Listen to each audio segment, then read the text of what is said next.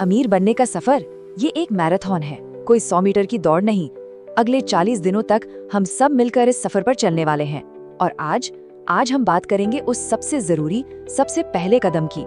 वो कदम जिसके बिना सच मानिए कोई आगे बढ़ ही नहीं सकता। तो चलिए सीधे मुद्दे पर आते हैं। एक बहुत ही जरूरी सवाल, आखिर असल वजह क्या है कि ज्यादातर लोग पूरी जिंदगी पैसों के लिए संघर्ष करते रह जाते हैं? अब पहली नजर में तो जवाब बड़ा सीधा सा लगता है, भाई पैसे की कमी है। लेकिन एक मिनट रुकिए, अगर बात सिर्फ इतनी सी होती तो हर लॉटरी जीतने वाला हमेशा के लिए अमीर बना रहता है ना? पर ऐसा तो नहीं होता। इसका मतलब असलियत कहीं ज्यादा गहरी है। असली चुनौती पैसा है ही नहीं, असली चुनौती है हमारा माहौल, हमारा एनवायरनमेंट। क्योंकि हमारे आसपास के लोग, हमारी बातें, हमारी सोच, यही सब मिलकर एक दायरा बना देते हैं। और कई बार यही सोच हमारी सबसे बड़ी रुकावट बन जाती है। तो इस प्रॉब्लम को और अच्छे से समझने के लिए चलिए एक कहानी का सहारा लेते हैं। मान लीजिए एक लड़का है राहुल।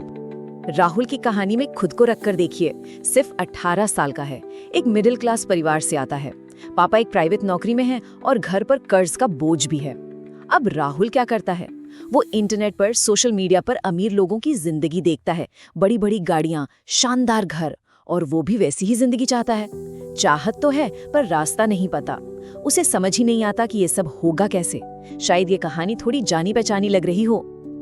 देखिए, हम सब सोशल एनिमल्स हैं और असली खेल यहीं पर है। होता क्या है, गरीब लोग अक्सर गरीबों के बीच ही रहते हैं और मिडिल क्लास वाले अपने जैसे मिडिल क्लास लोगों के साथ। तो नतीजा क्या निकलता है? हमारी सोच, हमारी बातें, हमारी आदतें, सब कुछ उसी एक दायरे में, एक पिंजरे में कैद होकर रह जाती हैं। और उस दायरे से बाहर निकलना लगभग नामुमकिन सा लगने लगता है। अच्छा, तो अब जब हमने प्रॉब्लम को समझ लिया है तो सल्यूशन की तरफ बढ़ते हैं। और सल्यूशन की शुरुआत होती है एक बहुत ही पावरफुल सवाल से। अमीर बनने की जो इच्छा है, उसके पीछे की वजह, आपका क्यों क्या है? और यकीन मानिए, ये वजह मंजिल से भी ज्यादा जरूरी है। इसी को हम प्रेरणा या मोटिवेशन कहते हैं। बिल्कुल सिंपल शब्दों में, आप जो भी कर रहे हैं वो क्यों कर रहे हैं? What is your why? ये एक बहुत ही कमाल की बात है कि अगर आपका क्यों क्लियर है तो कैसे आप ढूंढ ही लेंगे। मतलब अगर वजह साफ और मजबूत हो ना, तो रास्ता अपने आप दिखने लगता है। सोचिए, अगर राहुल को ये ही नहीं पता कि उसे 1 करोड़ रुपए चाहिए ही क्यों, तो वो उस तक पहुंचने का रास्ता भला कैसे ढूंढेगा? तो एक मजबूत क्यों दिखता कैसा है? हो सकता है ये अपने परिवार का सारा कर्ज चुकाने की जिद हो, या अपने मम्मी पापा को चिंता में घुलते देखने से रोकने का इरादा हो सकता है बहन की शादी धूमधाम से करवानी हो, या अपने बच्चों को वो बेहतरीन शिक्षा देनी हो जो शायद हमें नहीं मिली। जब वजह इतनी गहरी, इतनी इमोशनल होती है ना, तो इंसान कुछ भी कर गुजरता है। चलिए अब उस सबसे बड़ी रुकावट की बात करते हैं जो ज्यादातर लोगों को उनके बड़े सपनों तक पहुंचने ही नहीं देती, और वो है समझौता करने की आदत, द डेंजर ऑफ सेटलिंग। इस बात को जिंदगी का एक नियम ही समझ लीजिए। हमें जिंदगी में वो नहीं मिलता जो हम चाहते हैं, हमें वो मिलता है जिसके लिए हम राजी हो जाते हैं, जिसके लिए हम सेटल कर लेते हैं। इसको एक उदाहरण से समझते हैं।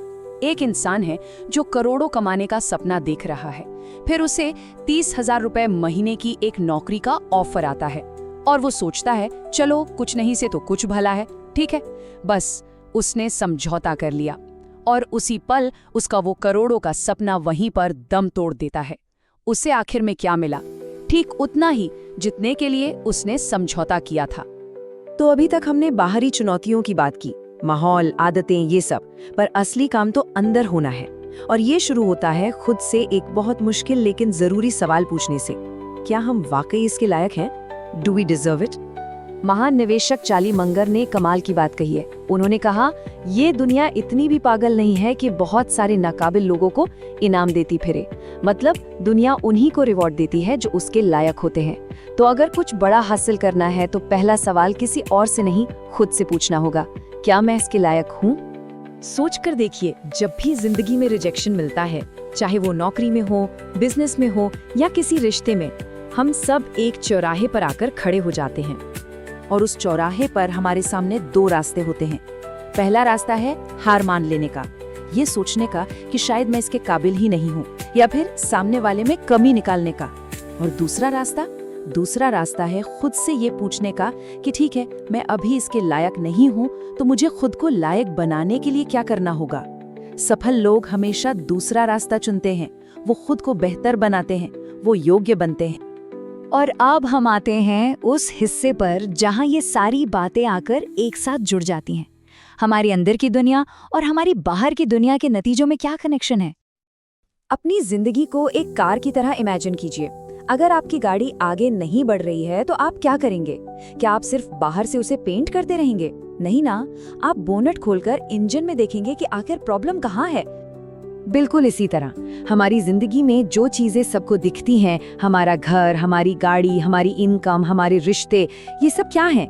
ये एक पेड़ पर लगे फल की तरह हैं। ये सिर्फ बाहरी नतीजे हैं और रिजल्ट। और जरा सोचिए, अगर किसी पेड़ पर फल अच्छे नहीं आ रहे तो क्या आप फलों पर स्प्रे करेंगे? नहीं, आप जड़ों पर काम करेंगे, है ना? तो हमारी जिंदगी की जड़ें क्या हैं? हमारी भीतरी दुनिया, हमारे विश्वास, हमारी स्किल्स, हम खुद से क्या बातें करते हैं, हमारे फैसले, यही वो अदृश्य जड़ें हैं जो हमारे सभी दिखने वाले फलों को पैदा करती हैं।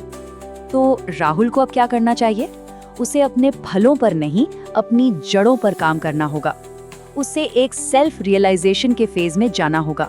अपनी कमियों को ईमानदारी से पहचानना होगा। खुद से पॉजिटिव बातें करनी होंगी, मैं ये कर सकता हूँ।